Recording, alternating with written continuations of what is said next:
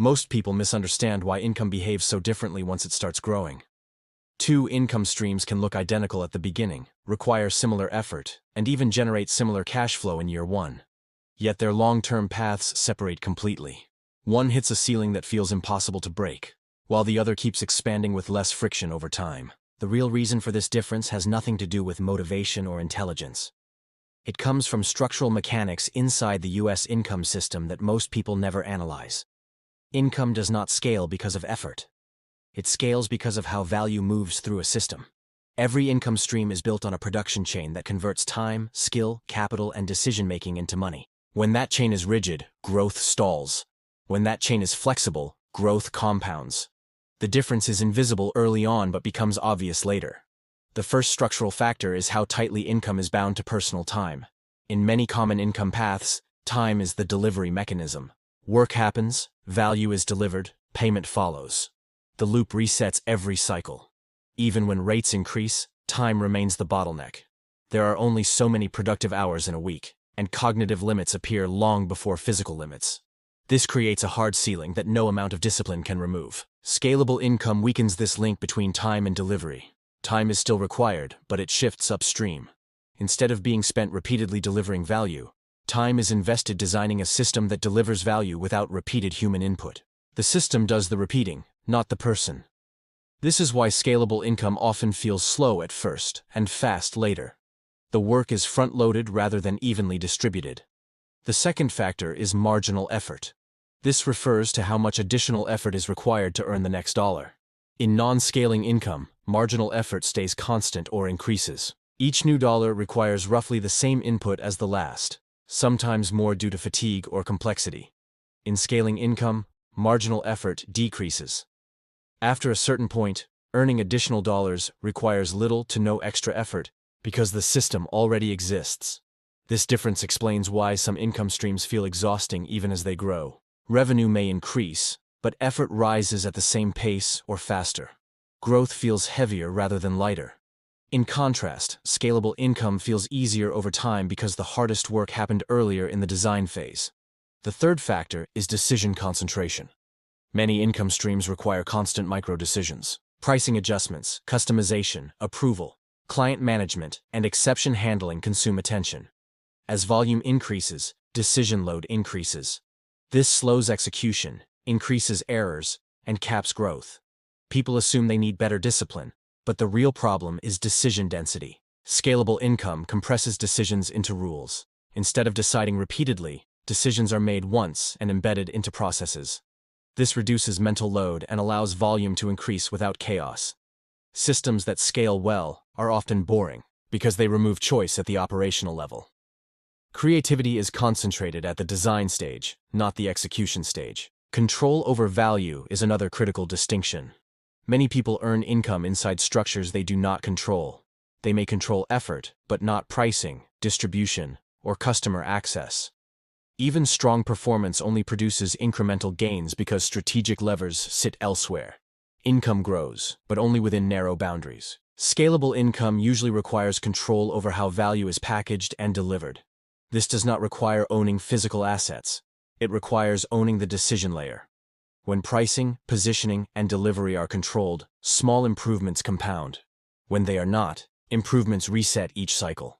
Another overlooked factor is replication cost. Some income streams are difficult to replicate because quality depends on individual involvement. Each additional unit requires attention to maintain standards. This makes growth fragile. As volume increases, quality drops or stress rises. The system fights expansion. Scalable income designs replication into the model. Quality is preserved through structure rather than supervision. The same output can be delivered repeatedly with consistent results. This allows volume without degradation, which is essential for long-term scaling. Risk distribution also plays a role. Income streams that rely on a small number of large sources create psychological resistance to growth. Losing one source would cause significant damage. This makes expansion feel dangerous. People hesitate to push scale because downside risk feels too high. Scalable income spreads risk across many small transactions. No single failure threatens survival. This stability encourages growth because experimentation does not feel catastrophic. When downside is limited, upside is pursued more aggressively. Pricing mechanics matter as well. Income streams that rely on negotiation or customization create friction. Each transaction becomes a unique event. This blocks scale because sales and delivery cannot be standardized. Time is spent convincing rather than executing. Scalable income uses structured pricing that allows buyers to self-select. This reduces friction and increases volume without increasing labor. The goal is not lower prices. The goal is lower complexity. Technology is often misunderstood in this context. Technology does not create scale by itself. It amplifies the underlying structure. If the income model is time-bound, technology accelerates burnout. If the model is system-based, technology multiplies reach. The foundation determines the outcome. Market size is another false explanation. Most US markets are large enough to support scaling. The real issue is serviceability. When serving more customers increases complexity faster than revenue, growth stalls. This is a structural problem, not a demand problem. Many people misjudge income potential because early stages feel similar across models. At low volume, everything requires effort. Differences only appear later. By the time the ceiling becomes visible, switching costs feel high. This creates the illusion that scaling is impossible, when in reality, the original structure was flawed. The key insight is that income should be evaluated based on behavior under pressure. What happens when demand doubles? If stress doubles, the model is capped. If systems absorb it, the model scales. This question reveals more than any income number. Income streams that scale share common traits. They detach revenue from time, reduce marginal effort, compress decisions, preserve quality through structure, spread risk, and centralize control over value. Income streams that fail violate one or more of these principles. Understanding this early changes how income choices are made. Instead of chasing immediate pay, focus shifts to structural behavior. Income becomes something designed, not something chased. That design determines whether growth feels heavy or light. This is the real reason some income streams scale and others do not. It is not about working harder or being smarter. It is about removing the structural limits before growth begins. Once the mechanics behind scaling are understood, the next step is recognizing why most people still choose income paths that structurally cannot grow. The answer is not ignorance, it is short-term visibility. Income streams that do not scale usually pay faster, feel clearer, and reward effort immediately. Scalable income often delays feedback. Early progress feels slow, uncertain, and inefficient. Humans naturally prefer certainty over potential, even when the long-term cost is high. Another reason non-scaling income feels attractive is identity reinforcement. Many income paths reward being needed. When income depends on constant involvement, people feel valuable.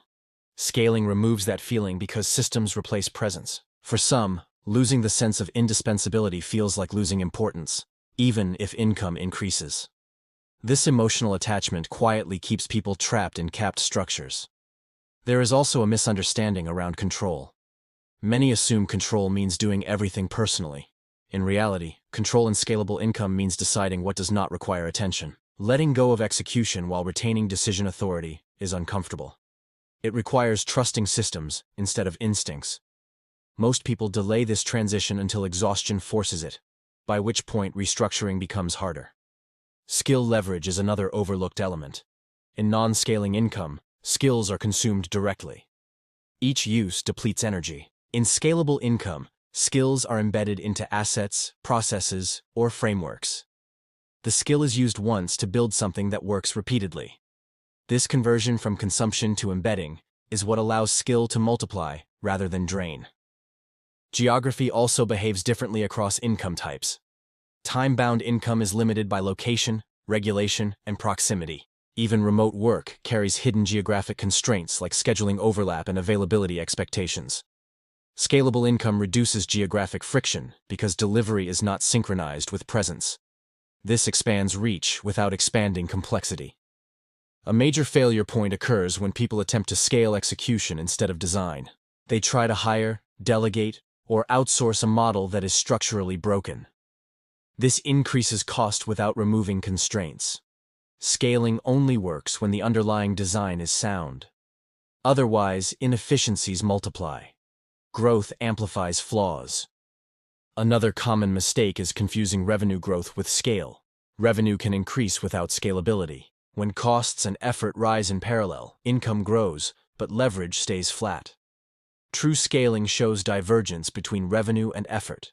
When revenue rises while effort stabilizes or decreases, structural leverage exists. Measurement also changes between income types. Non-scaling income is measured in hours, tasks, or output volume. Scalable income is measured in system performance. Metrics shift from activity to efficiency. People who stay focused on activity metrics often miss opportunities to redesign structure. The role of standardization becomes critical here. Standardization is often seen as limiting creativity, but in scalable income it preserves it. By removing variation from delivery, mental energy is freed for improvement. Creativity moves upstream into optimization rather than firefighting. Customer behavior further exposes scaling limits. In non-scalable income, customer satisfaction depends on personal interaction. As volume increases, satisfaction becomes harder to maintain. In scalable income, satisfaction depends on consistency. Customers know what to expect and receive it reliably. Reliability beats personalization at scale. Another difference appears in learning curves. Non-scalable income requires relearning with each new client or project. Context switching slows mastery. Scalable income concentrates learning into fewer patterns repeated many times. Feedback loops tighten. Improvements compound faster. Cash flow timing also affects scalability. Income that arrives immediately after effort reinforces reactive behavior. Income that arrives after systems are built reinforces strategic thinking. People gravitate toward immediate reward even when delayed reward would be larger. This preference shapes income choices more than logic. The environment reinforces this bias. Many examples of income are framed around effort stories rather than system stories. People see work, not structure. The invisible architecture behind scalable income is rarely discussed, making it seem inaccessible when it is not. Transitioning from non-scaling to scaling income rarely happens in one step. It usually begins by identifying the most repetitive, decision-heavy, or time-intensive parts of current income and redesigning those first. Partial decoupling creates early leverage and reduces risk. Full transformation comes later. Importantly, scaling does not mean removing responsibility. It means shifting responsibility from execution to oversight. The role changes from worker to architect. This shift requires different thinking. Problems become design flaws instead of personal failures. Solutions become structural rather than reactive. People who succeed in scalable income tend to think in flows rather than events. They focus on how value moves from creation to delivery to feedback. Bottlenecks are identified and removed systematically. This mindset contrasts with event-based thinking, where each transaction is treated as isolated. Another reason scaling fails is premature optimization. People attempt to optimize before understanding demand behavior. Scalable income still requires alignment with real needs. Structure amplifies demand, but it cannot create it. Sequence matters. Validation comes before expansion. There is also a timing element. Scaling too early can break systems. Scaling too late traps growth. The correct moment appears when demand consistency meets structural readiness. This balance is learned through observation, not force. Ultimately, scalable income is less about chasing opportunity and more about eliminating friction. Each friction point signals a structural weakness. Removing friction increases capacity without increasing strain. Over time, this compounds into disproportionate results. The goal is not to avoid work. The goal is to ensure work creates leverage. When effort builds systems instead of obligations, income gains momentum. When effort only fuels repetition, income stays bounded. Understanding these dynamics allows income to be designed intentionally. Choices become clearer. Trade-offs become visible. Scaling stops being mysterious and becomes mechanical. That is why some income streams grow smoothly while others stall despite effort. The difference is structure, not ambition.